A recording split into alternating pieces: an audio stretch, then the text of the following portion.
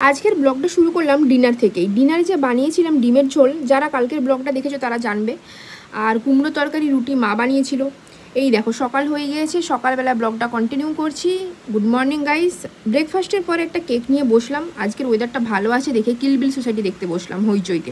তোমরা যারা দেখেছো আমাকে জানিও তোমাদের কেমন লেগেছে। আমার কিন্তু একদমই ভালো লাগেনি। এখন দেখো বাজছে দুপুর 1:30 মতো। আমি, ভাই, মা লাঞ্চে বসে গিয়েছি আমরা। তারপরে মা হঠাৎই এখানে ডিসাইড করলো আফটার অফিস আমরা যাব একটুখানি বাইরে, কেনাকাটা আছে, বিয়েবাড়ির গিফট কিনবো। দেখো এখানে আমি রেডি হয়ে গেছি। আমার এই টি শার্ট ফ্রম ম্যাক্স আর প্যান্ট ফ্রম ডাব্লিউ। আর এখানে আমি পরেছিলাম আমার বন্ধুর দেওয়া নতুন লিপস্টিকটা। এখানে আমি জানি আয়নাটা পরিষ্কার নেই বলে বোঝা যাচ্ছে না, বাট ডোন্ট জাজ মি। বাড়িতে এসে অবশ্য আয়নাটা আমি পরিষ্কার করে দিয়েছি। এখানে চলো বেরানো যাক। এই দেখো বেরিয়ে মা আর আমি হেঁটে হেঁটে যাচ্ছিলাম।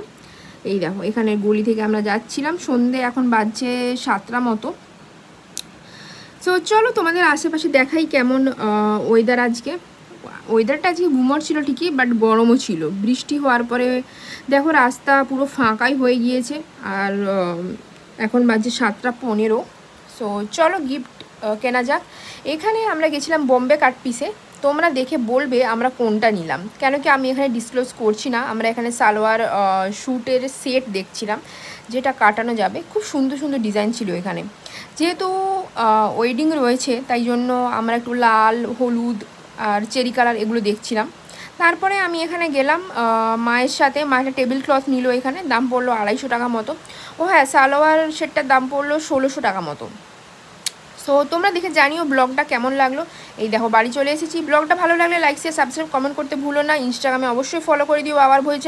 দেখা হচ্ছে নেক্সট মিনি ব্লগে। বাই, টিল দেন ভালো থাকো সবাই।